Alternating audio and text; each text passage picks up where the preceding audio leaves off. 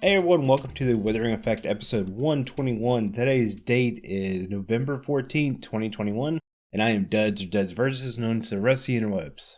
And I'm Jimbo. You may know me as Jimbo Slice 23. So what have you been up to this week, Duds?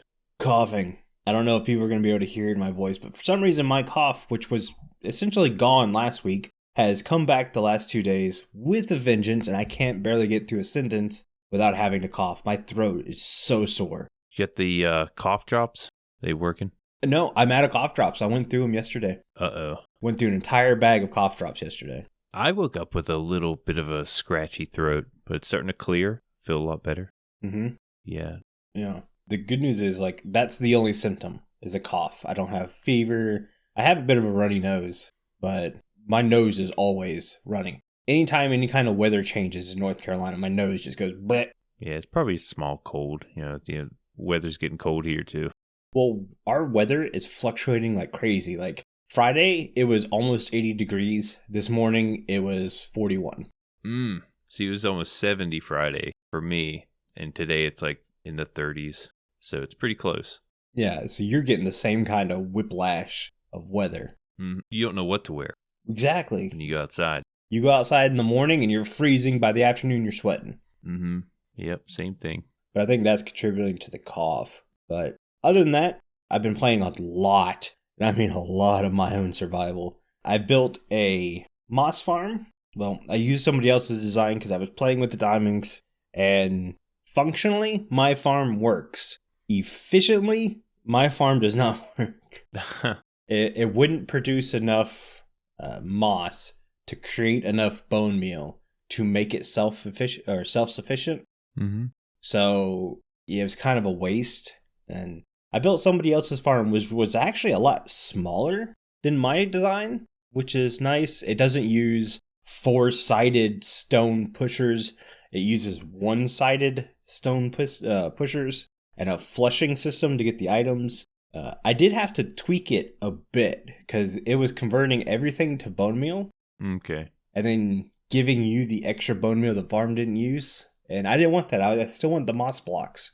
So I had to do some tweaking there. And then, duds being duds, you can't just have a moss farm. I had to have 4 sugarcane farms, too. Because that completes the room, and Okay. I had to hook up all 4 sugarcane farms to the same output as the moss farm, which then went to a silo system, which then turned all the extra stuff into bone meal. It was a busy night last night. I didn't know they made them that could self-sustain, with the bone meal. Oh, yeah. Didn't know you could do that with those. Mm-hmm. That's pretty cool. Yeah, so I'm super excited. I don't know when the episode will get out. I'm about halfway through with it. All the farms are done, and they're functional, and they're working. All I have left to do is decorate. Mm-hmm. But I think I want to decorate with terracotta, and that's something I don't have. So I gotta travel 4,000 blocks in the overworld to grab terracotta, and then come back so I can set up one of my smart transporters in my hub or whatever. Basically teleportation hub. So I'm not cheaty. The nearest Badlands is quite literally 5,000 blocks away. And the Nether, that's nothing. That's a short trip. Right. Overworld, not so much. But that's kind of basically been my week. We had a Ripple meeting last night. I should probably say that on air because I was asked if we could go ahead and put out that Ripple Season 4 has open applications for anyone who is a content creator and would like to join an SMP. We're looking for you guys. Our Discord has a link for an application, or maybe if you're a small group of people, let us know. Definitely just send us your YouTube channel so we can watch some videos. Yeah. If anything, we just like watching content creators, so. Mm-hmm. Yeah, I was unable to make the meeting. It's at the in-laws. Mm-hmm. Oh, lots of fun was had. There's a special phrase going around that I hope I can say without giving away some of this. I'm excited for Season 4. I was not very excited for Season 4 till this meeting last night, but the stuff we're doing next season, I can say that not a lot of people are doing, if any, and the phrase airdrop llama is being passed around, and it's the greatest thing I've ever heard, and I love it. Huh. Yeah, I was curious of what in the world that means. Maybe I'll find out. Oh, it's just the greatest thing of all time. If you are against airdrop llamas, we cannot play together. Oh, I have no intention to be against that. Yeah. Oh, it's going to be a great time. It sounds fun for whatever it means, but I will say that our meeting ended up just meaning Winter has a lot of work to do, so I'm sorry, Winter. But let's also give a GG's to Winter for being our technical data pack guy. Yeah. And creating all these things. So thank you again, Winter. Yeah, he puts a lot of work into our server and our demands. Yeah. That we ask for. It's nice to have a Winter. And he doesn't ask for anything in return. That's the best part. Yeah, that's true. But that's kind of it for my week. How about you? What have you been up to? Not Minecraft. Still on my rut, slacking off. Mm-hmm. I got some comments about, when's the episode coming out? You promised an episode. Yep. And I've kind of figured I'd have that coming.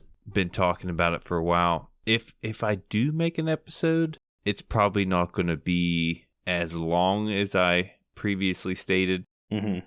But I feel like I have to put something out. So we got, big news from Minecraft this week with the pre-release coming out. It's only a matter of time now, and it doesn't seem like a big, anything big for the pre-release. So it can't be but a month or so away. So either I can get on it now and get this episode out, or I don't know. Yeah. It's not going to get done in time. So, I mean, if anything, you could crank up the live stream machine. Yeah. Do your, because you said you just basically have grindy bits to do, right? That's all it is. Just pretty much grindy and editing work. You can do some grindy bits while talking to people and do a recap video as your final video for the season. Yeah. Well, I was thinking, just a big time lapse. Either a big time lapse or fast time lapse, get everything done in a time lapse. But yeah, that's something I could do on live stream also. I can always hit the replay mod while streaming. It's not a big deal. Yep. That's what I was considering when doing that, the whole grindy bit. Mm-hmm. But hopefully, I don't want to make any promises though. Can't make any promises. I'm still, I don't know, just not in that. You would have been hyped if you would have gone to this meeting last night. I guess we'll have to talk about that after the show. Yeah, I got the meeting notes. It's going to get you pumped. Okay, yeah. I'm curious to hear your take on it. Yeah. But that's about it for my week. That's it for your week. So should we hop into pre-release information? Yeah. I'm going to start with, I called it. Throw that out there. You knew it was going to be soon, yeah. I said in the next week or two, and sure enough, there it is. There's not a lot of changes happening with the snapshot. There were a lot of bug fixes, though, but none of them were like big bug fixes. Like, I think some of the bigger ones, like Bedrock not generating in the new terrain, or Deep Slate not generating it with snow or stone, that's all been fixed. Those were obviously going to be fixed. Mm-hmm. What was it? Villagers in snowy areas weren't spawning as snowy villagers. They were spawning as just normal villagers that you would see in the plains. Yeah. But when it comes to big changes, they work some more on the blending the terrain. It looks really good. I mean, we've been saying this since we started seeing pictures of what's coming in 118. The terrain's beautiful. GG's, Mojang. You nailed it. Yeah. Not too worried about that. It looks like the finished product. I mean, there was biome blending issues. They've been working on that for a while now. But looking at the latest snapshot and what they did, it looks like it's about done. Yeah. They had made mention that the underground terrain might not end up being the smoothest blend. I don't think that's going to be much of people's problems. Yeah. I don't think we're worried about that so much. So yeah, I'm not too worried about it. We're good there. What was the next thing? Oh, so Amplified is back. Mm-hmm. The Amplified world type, and it is insane. Just massive. It goes to build level, right? Yeah. Yeah. Like straight up, it puts blocks all the way as tall as it can. Mm-hmm. Like 3 something. I can't really remember though. I think it's like 290 something, but... Is it? I think it's 3. It was 256. Well, altogether it's... Before, right? Yeah, but you also go negative down. Yeah. So in total, everything's 300 and something. But above 0, I think it's like 295, 296. No, I think I could be wrong, but I think they took it 64 blocks up and 64 blocks down. We gonna look. Curious. We need to know this. This is a bit, this is a world size we're talking about. Y level, that is. Yeah, and everyone says, well, it's 320. It's like, yeah, but you're not telling me the Y level. Yeah, I thought it was, 64 would make it 320 from 256. Then I thought it went to negative 64 on the bottom. Well, see, the thing is, I just watched Exumavoid's pre-release video. Yeah. And he was at 290 something, and he couldn't place a block any taller. But yeah, this is height limit 320. Yeah, I didn't look at his. I saw what he was doing. Showed the height limit, how he couldn't place another block, but I never looked at the height that it showed. Maybe I was looking at the wrong number when he did it. I don't know. It matters. Who's really going to be building to that kind of crazy height? I might. I just might. You have fun with that. Yeah, it's 320, the height on his video. It says he's at 319 and he can't place another.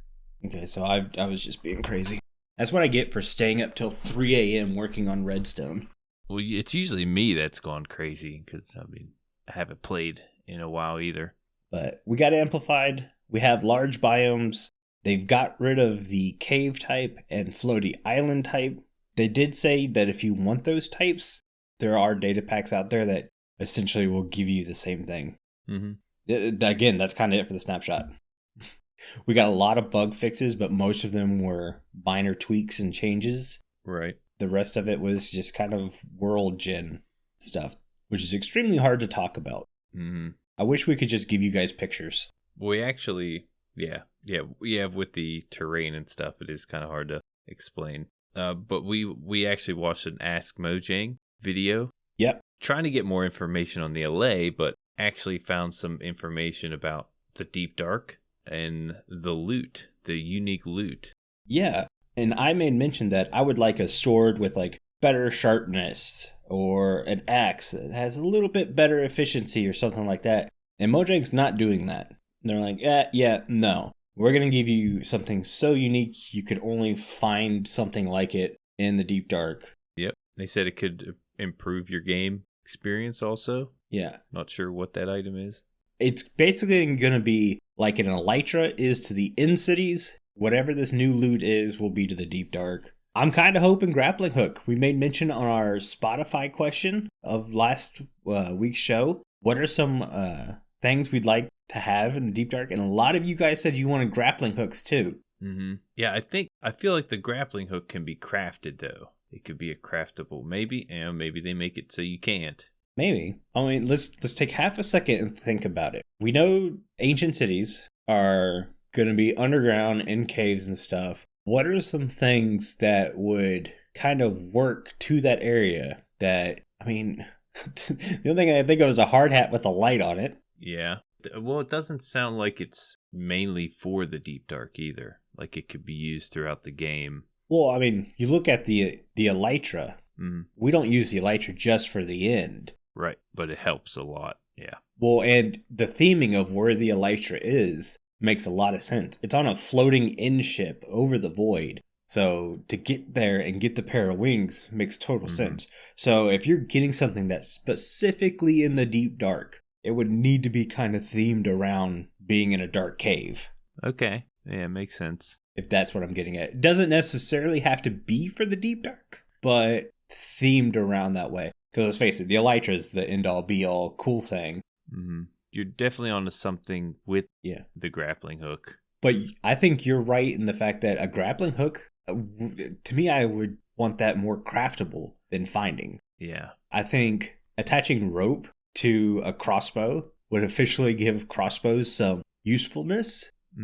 So that could be working as a grappling hook. What if it was like a really unique crafting table that you can craft special items on? That would really, I feel like that's a modded type of deal, but... Maybe. We do know there's new blocks down there. Yeah. We saw that in the teaser. Right. Or at least one new block. And it was in like a frame type of shape. Right. I'm still under the assumption that ancient cities are going to be replacing strongholds, or that strongholds will be inside ancient cities. That makes sense. I don't know. They definitely need to update the stronghold after seeing these. Yeah. That's for sure. There's just so much detail and so much going on in the Deep Dark. Mm-hmm. Like the stronghold, you'll see what little prisons and stuff like that. There's a bunch of different rooms. I love the library room. That's pretty cool. Yeah. And it's the most useful room in the game, other than the actual in portal room, because of all the bookshelves. Mm-hmm. Yeah, I'm not sure. Yeah, that is something to think about with the unique item. Because I would say maybe a new way to do rails and stuff, but you would want to be able to craft that too. And like you said, having a special table would be cool, but I would want to craft that table.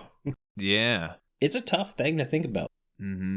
Yeah, we might have to think about that and come back next week and see if we can... It's a backpack. Maybe 3 unique items. Yeah. For a topic or something. Maybe. Yeah, backpack could be in there. Watch them be bundles. You can only get bundles in the Deep Dark now. I would lose my mind. That's like for those who played Breath of the Wild, you have to collect these Korok seeds. And there's like 900 in the game. So people assumed you'd get a really cool reward for getting all 900 of these things. So you turn in all 900, and the guy's like, "Oh, here's your special reward," and it's literally golden poo. Oh. It's like that's what bundles in ancient cities would be like to me. Golden poo. But I don't think they're going to do that. I think it's going to be something cool. I think it's going to be something useful. At least I hope so. Especially if they're not going to give me a sharpness 10 sword. Yeah. Yeah, I think it's going to be big. I think it's going to be a pretty big game changer. Like you said, you can only find it in the Deep Dark. So it gives you a reason to go there and explore it. And I could see it being a backpack type item. It doesn't have to be a backpack. Yeah? It could be something else. But I can see it being backpack-like, especially considering bundles are non-existent right now. And they're not talking about bundles anymore. Mm-hmm. I think they realized bundles were not a fully fledged out idea. And I think they might have gone back and fully fledged it out into whatever's going to be down there in the ancient cities. And you're onto something with the elytra too. You know, it goes to your person. You know, just like a backpack would. It'd have the same similar. Mm-hmm. I don't know. Not. I got what you're saying. Yeah. It hooks to your chest, like the chest armor would. So yeah, it'd be pretty similar backpack. That might be it. It might be, and I could be completely wrong. I have no idea. But I can tell you if it is something backpack-like, again, doesn't have to be necessarily backpack. It could just be a special box or shulker box that you could access from inside your inventory. Mm-hmm. Yeah, let's get into some listener comments because we have a few. Okay. We have 2. I'm going to let you read yours first. Okay, the first comment we have is from Not Red Fox. Do you think that for a bit of one episode you could talk about resource packs? I recently got into them and have made some good ones. Oh, they made their own resource packs. People who make their own resource packs, GG. Mm-hmm. Because that's not the easiest thing in the world. And I love talking about resource packs. We won't do it much this episode, but there will be an episode in the future because of some of the stuff we talked about in Ripple Effect last night. It will be brought up in another episode. So we will be talking about resource packs. There's a couple pre and post shows for patrons where we talked about some of the resource packs. We talked about the really like high definition, stress your computer out resource packs. And they're so cool looking. The one resource pack that you brought up that I've recently came across on Twitter, more than anything, is that stylized resource pack. Yeah. Looks amazing. Looks crazy. So much detail. I'm actually a real fan of the, BD Craft? It's not a realistic style texture pack at all.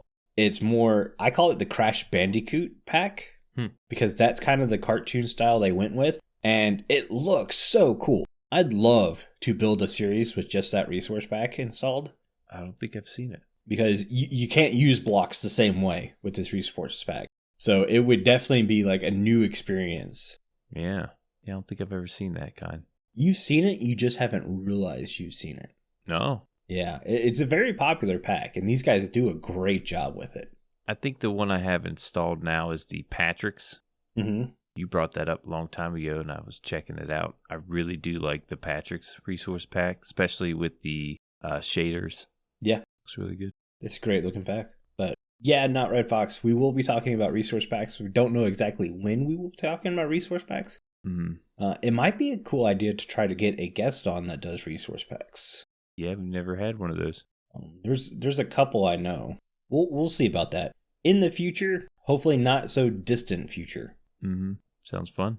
Yeah. The next question we have is from kpopkebam. Hopefully, we're saying your name right. We've had a question from you like 2 days in a row. If we're saying it wrong, let us know. We'll fix it on the next episode. But they ask, what would be the top 3 things you want changed, removed, added to, or whenever the combat update comes out? I think both me and you are on the same page of make the trident a useful weapon. Yeah. I think that's number 1. I'm really big into Jeb's mechanics with the bow. Yeah. How, holding it longer messes up the accuracy. As of right now, you shoot a bow, it really doesn't go in the same spot every time. And that could be annoying. But to fix that, I think if you can release at the right time, you should be able to put that arrow where you want. Yes. And I feel like that's the way it's going. Yeah, because for people who don't know, if you hold your cursor perfectly still, draw back the bow on Minecraft 10 times, you will not hit the same point 10 times in a row. Yeah, it's pretty random. It's very random. So Jimbo's talking about if you release at the same time, you should hit the same spot, which is great. I love that idea. Yep, release for accuracy. Mm-hmm. And we have these target blocks now. People want to use them. And sometimes you don't get the right strength of redstone signal from them if you don't hit it in that certain spot. And it's hard to with a random projectile.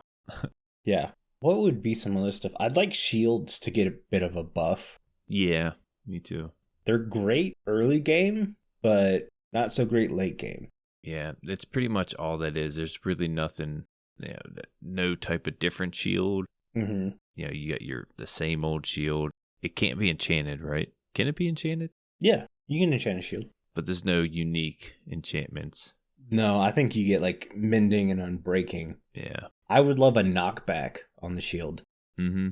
It sounds more useful on the shield than the sword. Mm-hmm. I mean, it can be useful with the sword, but yeah, with the shield, knockback should go better on that than the sword. Yeah. Yeah, this is a tougher question because we're not PvPers.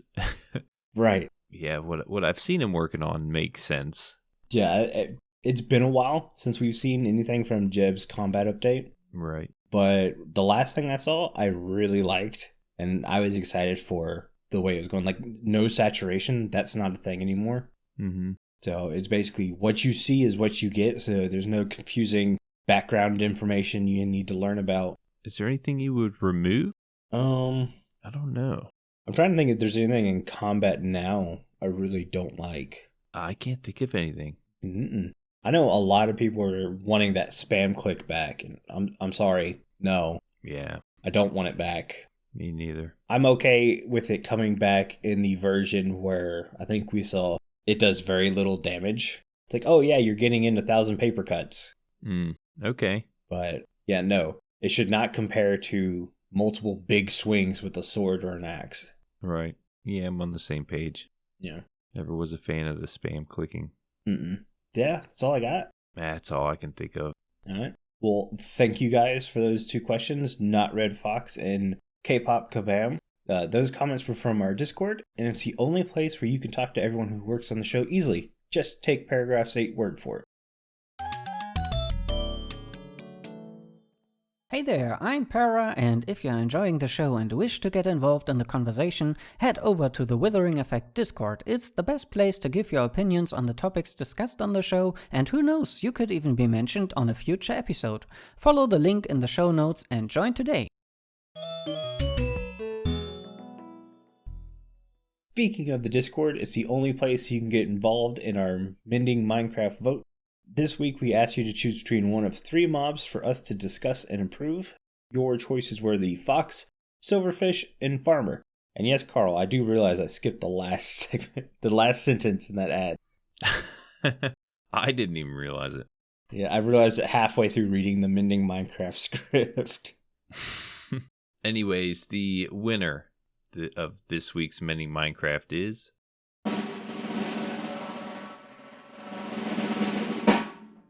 Silverfish. Wasn't even close. Like there was any competition. Right. 40 votes for the silverfish. Only 7 for the fox and 6 for the farmer. Mm-hmm. A few things about the silverfish. Actually, a good bit here. Silverfish are small hostile mobs found hiding in stone-like blocks or summoned from spawners. Silverfish spawn from broken infested blocks, which generate in strongholds, underground and mountain biomes, igloo basements, and woodland mansion false portal rooms. Silverfish do not appear if the block is broken with a Silk Touch enchantment. Silverfish spawners can be found in the end portal room inside of a stronghold. Silverfish attack players, iron golems, snow golems, and call other silverfish in the area upon being hit. The silverfish can see through walls and pathfind toward the player. Silverfish being arthropods take extra damage from Bane of Arthropods enchantment and receive slowness 4 upon being hit. And they also don't have any drops besides 5 XP. That is all I got for the silverfish. Oh, one more thing. If you don't have mob griefing on, silverfish can turn into an infested block when idle. Didn't realize that. Thought that was pretty unique. Okay. But yeah, that's all I got for the silverfish. All right. So for those of you who didn't realize this, silverfish are a real thing. Mm-hmm.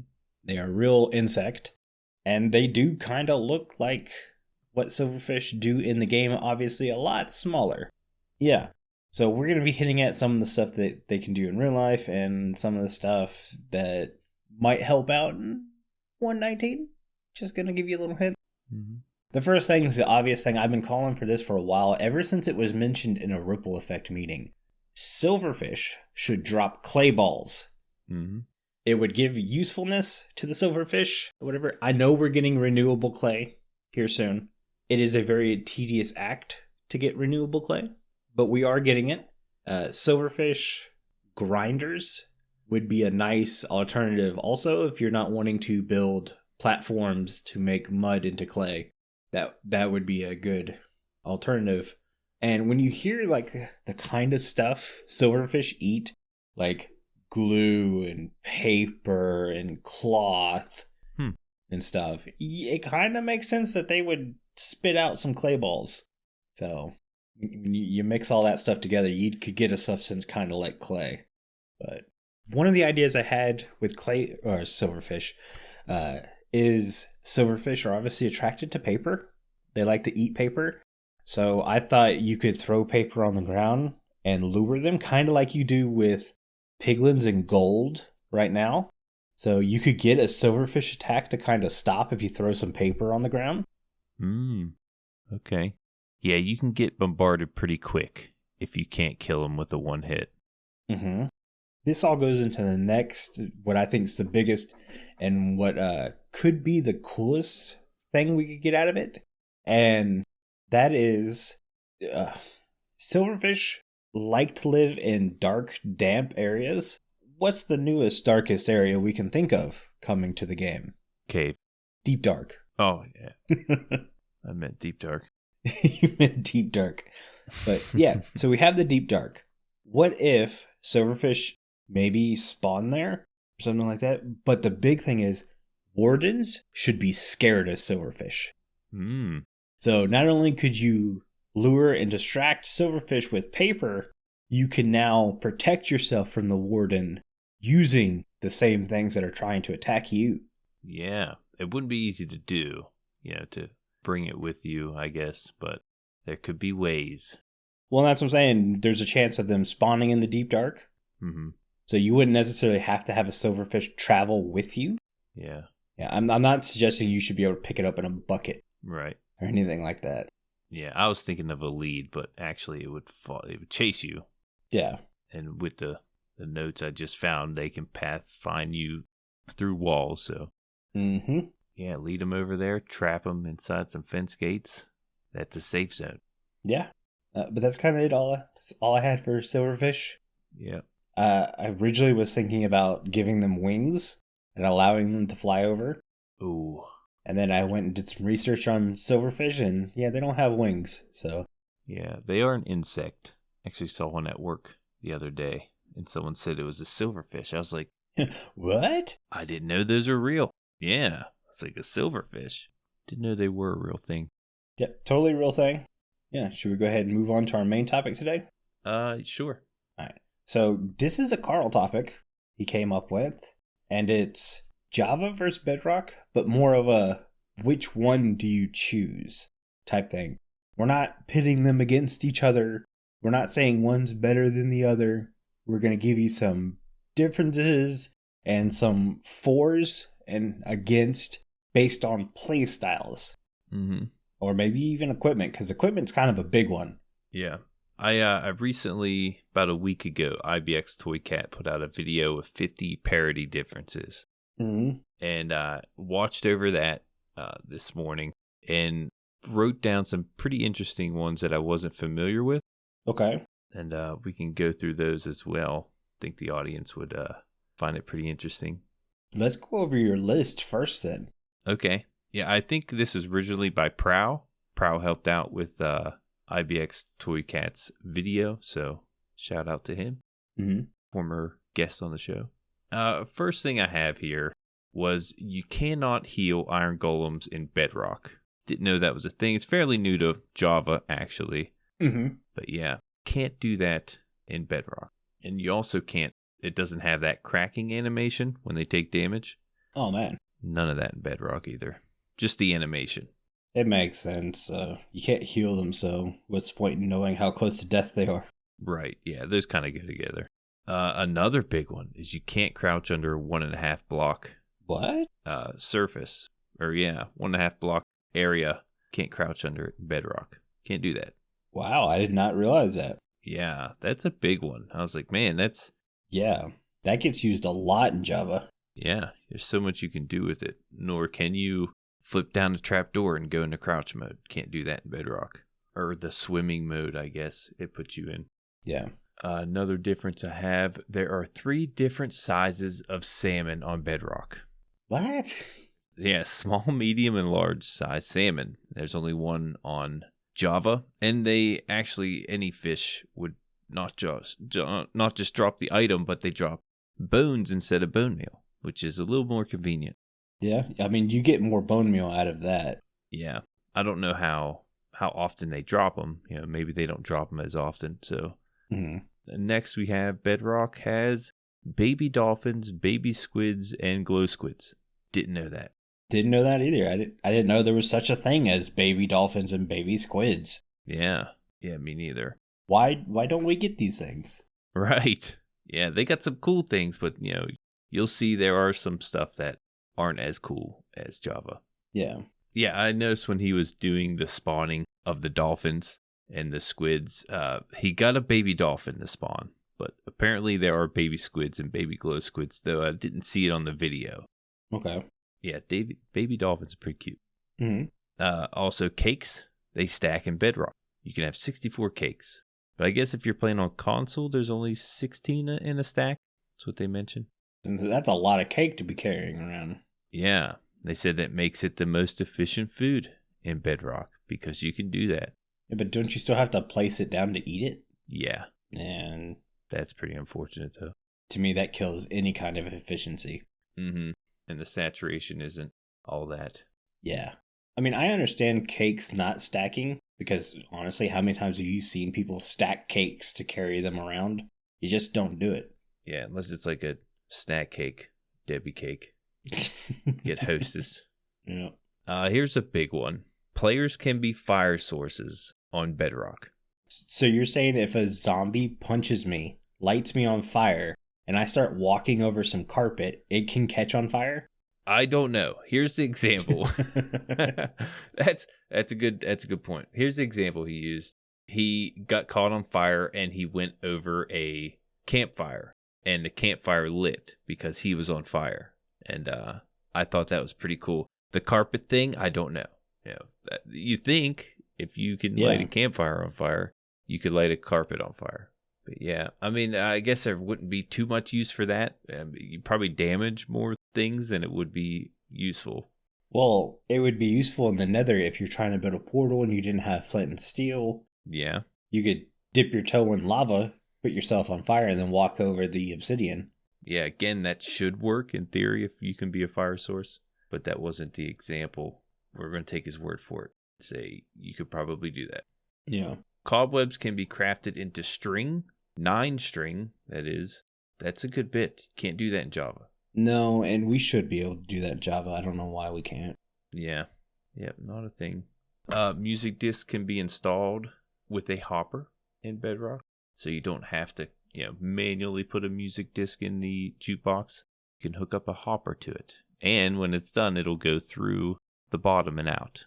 I think we've talked about this before. It's one thing that we wanted. I just didn't realize Bedrock had it already. Yeah, I mean that gets talked about all the time. Mm-hmm. Be nice to have. We have sugarcane can be bone mealed in Bedrock. I feel like I should have known that, but when I saw it, I was like, oh, okay. Yeah, I remember that. Another big one is wool and beds can be re-dyed in Bedrock. No. I didn't know wool can be. Well, a lot of people assume that Java can do that because there's so many SMPs that play with that as a data pack. Mm-hmm. But okay. Yeah, with wool farms now, not that big of a deal. But being able to color your bed whatever you feel like instead of having to go get a new thing of wool and craft one is cool. Yeah. And last one I have here is elytra can be deactivated in Bedrock. Can't do that in Java. Nope. And I'm kind of glad because I would probably accidentally hit it pretty often. Yup. So I think that's a good thing for Java. Well, the one time I could see it being useful is like when I was working on this moss farm. I was having to go in and out of a hole. I ended up falling in the hole, activating my elytra, and then was flying to the ladder. Well, you can't grab the ladder in elytra mode, so I just fell all the way down to the bottom of the ladder and I had to climb all the way up. If I could deactivate the elytra while I was next to that ladder, I could grab the ladder and go up. Okay. Yeah, it worked there. It worked there. But yeah, those are some of the interesting ones I brought up. This is besides like, the cauldron with all the dyes you could put in there, the dancing armor stands and quasi-connectivity. Trident killers. Yeah. So, in picking what version of Minecraft you should play, let's talk about that. For me, the biggest one is, what equipment do you have? Do you have a computer that you can play games on? Or are you a console player? That's, to me, the biggest upfront thing to go with. Obviously, if you're a console player, you kind of have to play Bedrock. There's not a way around that. Mm-hmm. But if you're a PC player, let's say you have a computer that can handle both versions of the game just fine. I guess when it comes down to breaking down which version is for you, are you a big time farm builder? Because if that's the case, Java is going to have a bit more interest because 90% of the farm tutorials out there are Java farms. Mm-hmm. You have the quasi connectivity for redstone, stuff like that. Or are you a builder that likes to take excellent screenshots with massive render distance? Because Bedrock has that. Mm-hmm. Yeah, I didn't realize how much difference there was when until I watched that video. Just the examples I gave shows you how much Bedrock has that Java doesn't. Mm-hmm. Having said that, I can't see myself converting over to Bedrock. Yeah. Just because of the feel of it. I don't know. It feels different. Feels like same game, but it feels like a different game. The easiest way for me to describe the feel. So if you've driven a car, you've driven an older car, the steering wheel has some give to it. It's a little loose. Mm-hmm. Then you get into a new car, and the steering wheel's tight. Any little movement of the steering wheel, the wheels move. In an older car, any little movement of the steering wheel, the wheel's probably going to stay straight. Okay. Java is that older car with the loose steering wheel. You have a little give, you have a little slide, especially in creative mode. You have a lot of slide in creative mode. Yeah. Okay, I see where you're going. Bedrock, not so much. Bedrock is tight. The coding can pinpoint the location of a player pretty well. I don't think they have the same thing like if you're a player on a server using contraptions to move the player around, you need to basically be in a minecart or a boat because the game will lose track of where you are. It happens all the time. And I think on Bedrock, that's not that big of an issue. We have like a FragileRock in the live chat talking about the bugs in Bedrock or what really gets him. And Bedrock, from what I heard, does have a lot of bugs. They're not as easily fixed as they are in Java, which I find crazy. Yeah. Yeah, I think last time I played Bedrock was when the RTX came out, the shaders, and that was really cool. I'm glad they brought that to Bedrock. I would like to have that for Java. That there are similar resource packs that give you that look, but it's not the RTX. Hoping we can get that. To me, the RTX version of the game was a gimmick to, one, sell Bedrock, and two, sell graphics cards. It's really the only way Bedrock gets any kind of shaders is to play RTX. That's true. If you're really into customizing your game, resource packs, data packs, all that stuff, Bedrock has a tiny bit of that. Not as much. You go play Java. Java's way easier. They don't have a store. Basically, you just can search online, find what you need. That being said, if things break in Java, you have to figure out ways to fix it. I will say that the console versions, while the bugs are harder to fix, the bugs aren't as frequent. Doing little things like adding a resource pack to Bedrock version, as far as I know, is not just going to break the game, which it can do in Java. I've seen that. Yeah. You got to know what your computer can handle. Well, it's not even that. Like, straight up, my roommate downloaded a resource pack, put the resource pack in his game, and then for some reason, villagers would no longer breed or work at workstations. Huh. How did a resource pack do that? And I didn't believe it was a resource pack until he removed the resource pack out of the resource pack folder, like straight up just took it all out. And sure enough, they started working again. Strangest thing I had ever seen. Never seen anything like it. Yeah. Yeah, you do got to be careful where you download. Yeah, that too. Your resource packs and shaders packs. But there's, like on Java, there's just a limitless supply of these add-ons that you can put on your game. You don't have to go to a store. Some of them, the high quality stuff, you may need to be a patron and to pay for this. That's the only way you would need to pay for it, is like for the high quality stuff. But yeah, there's just so many different resource packs that you can get a hold of on Java without entering a store or buying anything. Yeah.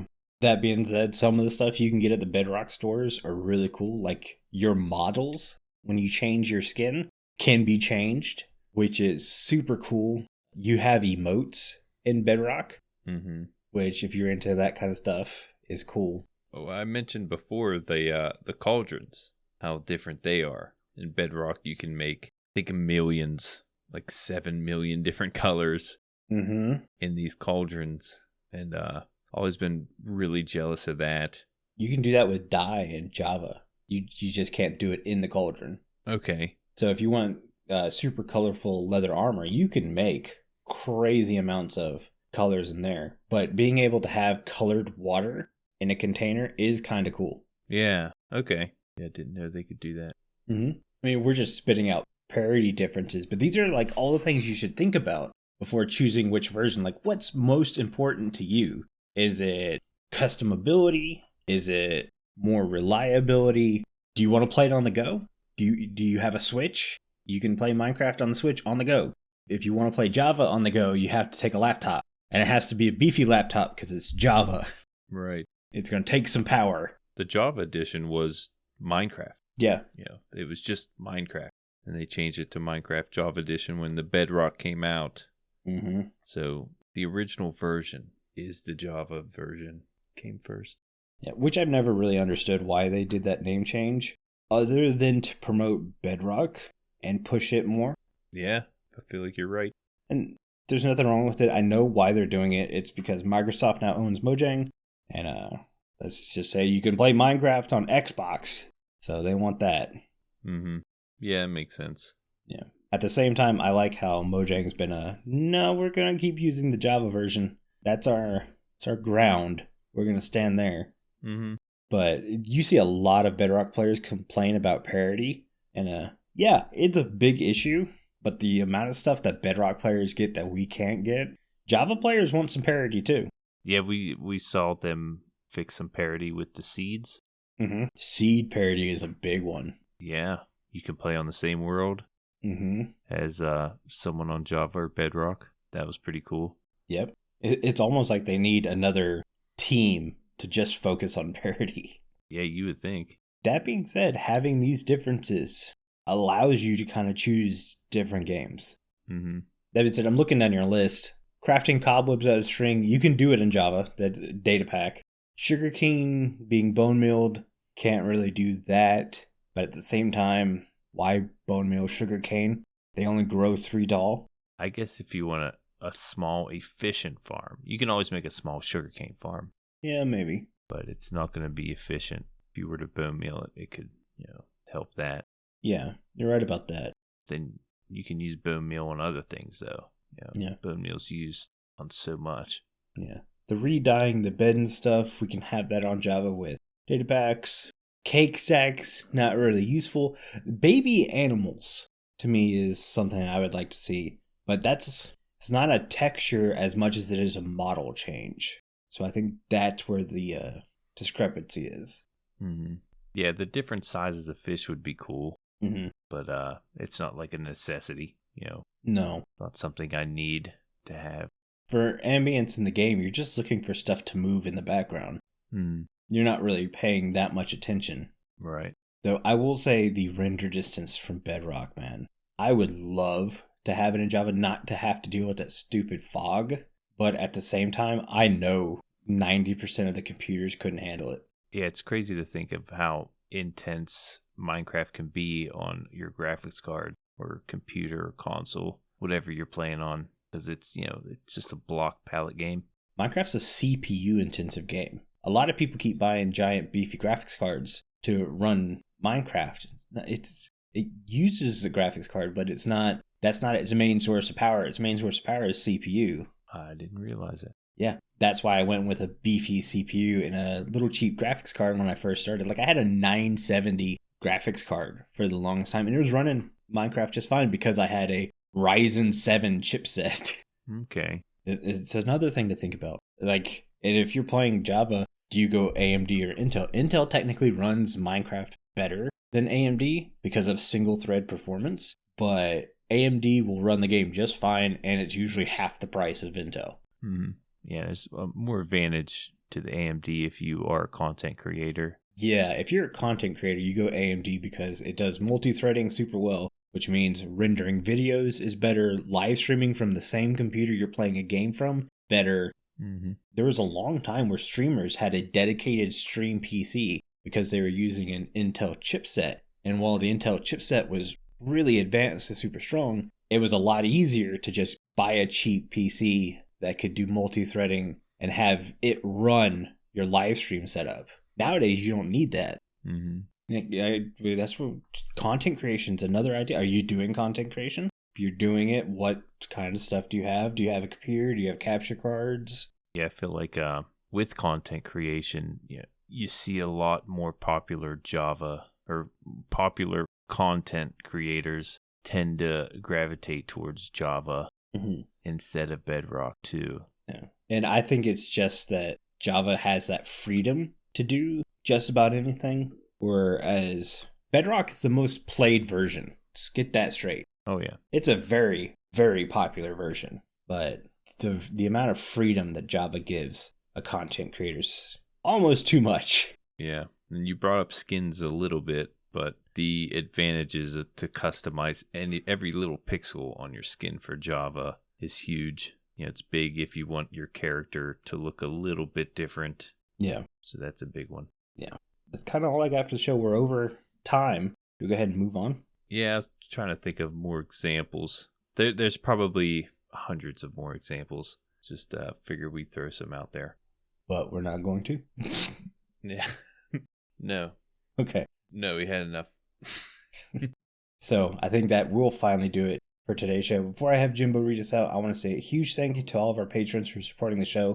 Our milk level patrons are Aubni, ChiefBigBear, Crock, FragileRock, ohbeep, StoneFigure, and viperoustuna. If you too would like to get access to exclusive benefits and hours of extra content each month, please consider joining at patreon.com/thewithering effect. And if you like the show, you can share it with all of your friends and on social media. If you listen on Spotify, follow us, or if you listen on Apple Podcasts, leave us a nice review. Doing any of these really helps the show reach more listeners. If you'd like to get in contact with us, send an email to podcast@thewitheringeffect.com, tweet us, leave a voice message, or join our Discord where you're going to have a chat with everyone who works on the show and fellow listeners. All the links are in the show notes. This show has been brought to you by Jimbo and myself, but also our digital producer Carl. He helps make sure the show ends up where it should be, and the amazing music you hear in the intro and outro is created by the one and only Decoy. Everyone's social media info can be found in the show notes. You guys have been awesome. Thank you so much for getting withers with us. You should probably go drink your milk now. Bye. See you guys.